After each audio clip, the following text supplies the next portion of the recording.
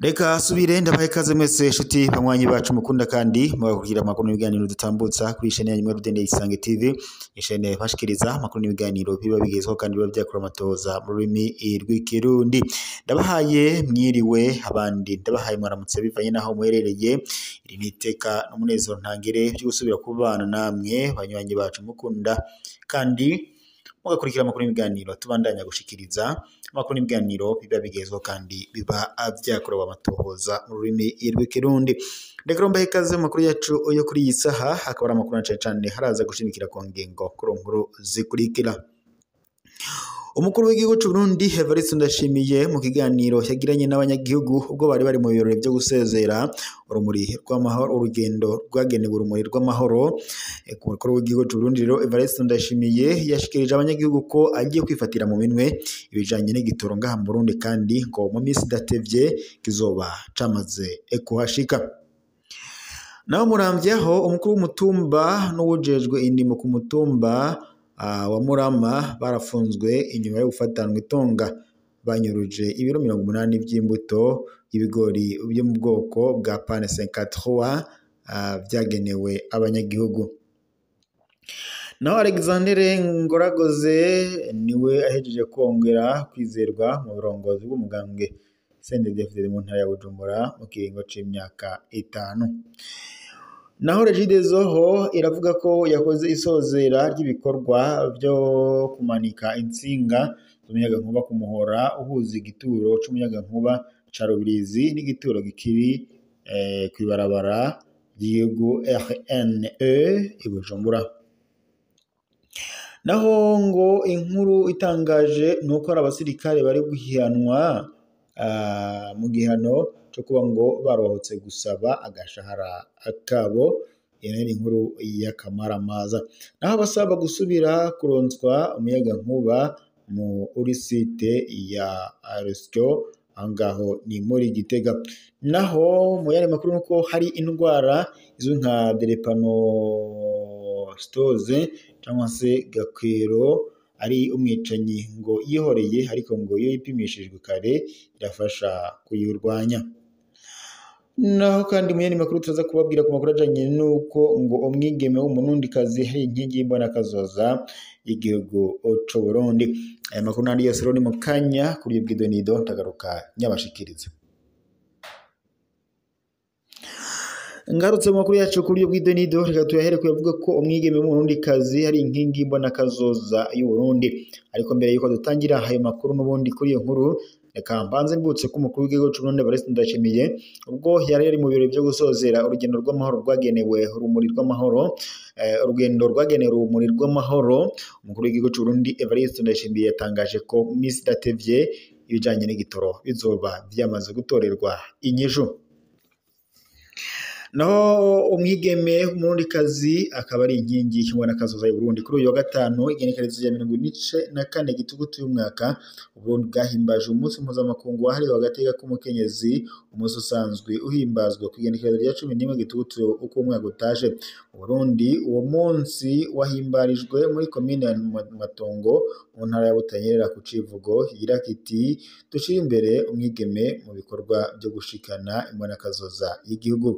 Kw'izina rya buramatari w'intara ya Butanyerera Janvier Kanyana, santeri wa komine Matongo, yamenyesheje ko uwo munsi ushitse mu gihe leta y'u Burundi yashizeho amategeko akingira akanongera kandi agakoresha akongera akodosha iterambere ry'umwigeme. Yasavye kandi abigeme kwijukira ishure inyuma ndetse imyuga gukorera mu makoperative n'ibindi. Nawe Jeannette Mugisha yaserukiye abigeme bo mu Burundi yakengurukiye leta ngo twigoro ikorane ku neza y'abenegihugu na cyane abigeme. Aha kandi yadondaguje igwizwa y'amashure kwiga ku buntu mw'ishure shingiro ndetse no gushinga umugambi wa peage ndetse n'amabanki BG ndetse na BDF. Yavuze kandi ko yamara ko umwigeme wo mu Burundi afise intambamyi cane cane izerekeye kubaka hataragera batabishaka, amabi afatiye ku gitsina, ukubura k'udutambara two mu kwezi ku bigeme bamwe bamwe ndetse n'ubumenyi buke mu bijanye n'irondoka rijanye n'amagara meza. Jeannette Mugisha yasabye kandi udutambara two mu kwezi two kurwako ikodi n'itagisi kugira ngo tuzimbuke, ngo kututanga ku buntu mu mashuri hamwe ndetse no kubaka ubwiherero abigeme baja mu butinyanka bari ku mashure. Bonose Niyonzima ajejwe imigambi yerekeye iterambere ridakumira mw'ishirahamwe mpuzamakungu ryitaho igwirirana y'abantu kw'isi UNFPA yaserukiye umuhuzabikorwa w'amashirahamwe akukira ashirahamwe mpuzamakungu ONU mu Burundi. Yavuze ko icivugo Burundi bwahisemwo cibutsa ubushobozi bw'urwaruka ndetse n'Uburundi ntaco cane urwaruka rw'abigeme. Umushikiranganji mu vyajejwe harimwo iterambere ridakumira Arutemo Katihabwa nawe yavuze ko leta y'u Burundi ataco itazokora kugira ishigikire iterambere ry'umwigeme w'umurundikazi. Umushikiranganji Arutemo Katihabwa kandi yasabye abigisha kubahura abigeme kugira ngo ntibikumire mu bisata bimwe bimwe mu mashure. Nayo abavyeyi abasaba kurera abana babigeme bisunze imico y'abarundi ndetse no kubashira ku rugero rumwe n'abana b'abahungu. Abigeme basavye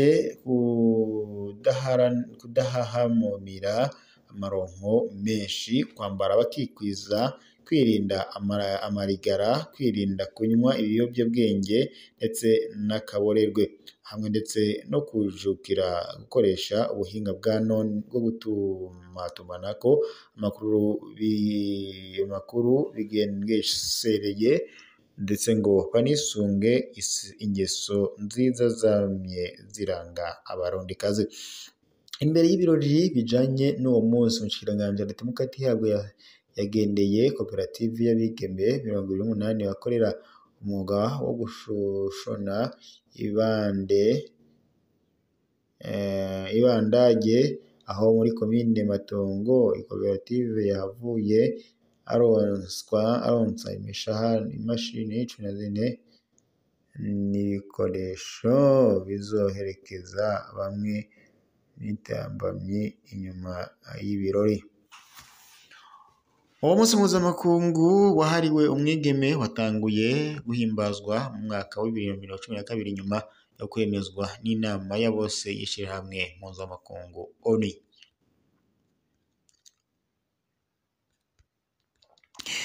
Naho indwara ya drepanocytose cyangwa se gakero ni umwicanyi yihoreye, ariko ngo iyo uyipimishije kare birafasha kuyikingira. Ivuriro Mpore Kibondo Clinique rifadikanije n'ishirahamwe rihurikiyemwo abarwayi indwara ya gakero ADPF Burundi ryatanguje isekeza ryo gupima indwara ku buntu kuri uyu wa 24 Gitugutu umwaka mu Buterere. Iryo sekeza kandi ririko irakorwa ku bana batarengeje imyaka 10 bikazorangira kwa 30 Munyonyo uyu mwaka. Umuganga yanonosoye ivyo kuvura indwara z'abana hamwe ndetse n'indwara z'amaraso Alexis Manirakiza yamenyesheje ko yatanguje iryo sekeza mu ntumbero yo guterera mu kurwanya iyo ndwara. Indwara ya gakero itwara benshi, mbega iterwa n'iki? Iyo ndwara ifata umwana amaze gukwiza amezi 6 kuduga igiterwa nuko abavyeyi uwo mwana baba bayifisemwo mu tunenyengingo hemoglobine batari bazi ko bayirwaye. Iyo rero abayiruvyeyi bafise akanenge k'iyo ndwara ku bice 50% canke ibirenga, muganga Alexis Manirakiza amenyesha ko bamwe mu bana babo baca bayirwara ku rugero rwo hejuru. Iyo ndwara ntikira, ariko iyo umuntu ayipimishije kare akaza arafata imiti arayigendana igihe kirekire. Indwara y'agakendo ibimenyetso vyayo bikaba ari ukurwaragurika, gukama amaraso kenshi, ibara ry'umuhondo mu maso hamwe ndetse no kugira ububabare mu bice bitandukanye vy'umubiri, cane cane mu makoyo iyo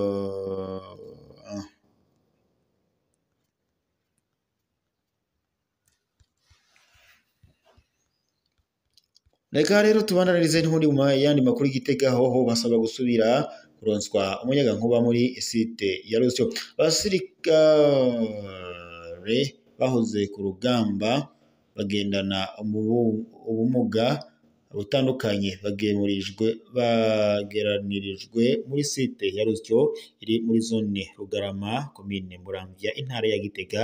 Bemeza ko babayeho mu buzima butoroshe bivuye ku ngingo y'ishirahamwe Regideso ryo guca umuyagankuba muri iyo site.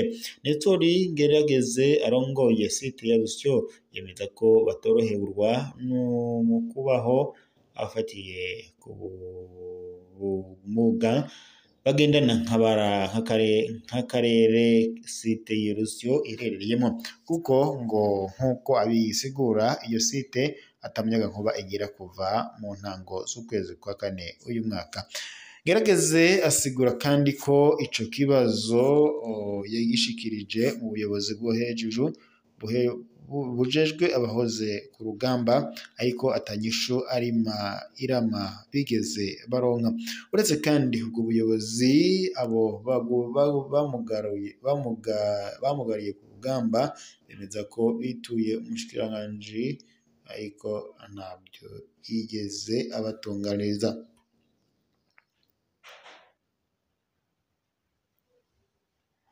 Gerageza asigura ko ico kibazo yagishikirije umuyobozi ujejwe abahoze ku rugamba, ariko atanyishu irama bigeze baronka. Uretse kandi ubwo buyobozi abo bamugariye ku rugamba bemeza ko bituye ubushikiranganji bwo kwivuna abansi no gukurikirana abahoze ku rugamba mu nyishu bahawe nk'uko vyemezwa na Gerageze, akaba ari ama-inite barongekewe muri telefone, mu gihe uturi urusinga rujana umuyagankuba mu cuma giharura umuyagankuba ari wo koteri rwakaswe na Regideso rutarasubirizwako. Abo bamugariye ku rugamba barageranirijwe muri site Rusyo, basaba leta gufasha kugira ngo basubire kuronswa umuyagankuba site ya Rusyo, kandi bakaba bayiborayemwo kuva mu mwaka w'2014 nk'uko ndetse n'amakuru dukura ku rubuga abishikiriza.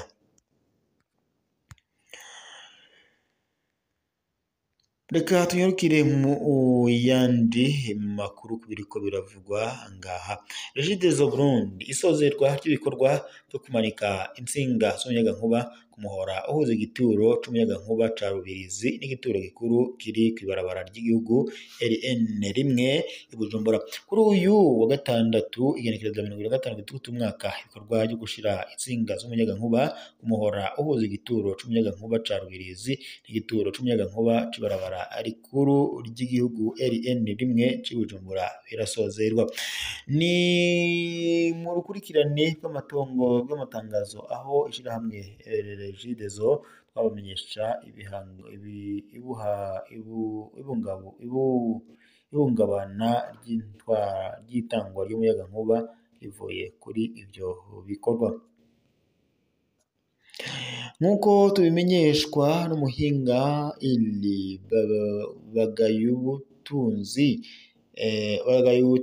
Uwitonze Jose Ezekiel, umuhanuzi w'ibikorwa umugambi wo kubaka umuhora w'umuyagankuba wo mu gihugu uva mu gihugu kwibanyi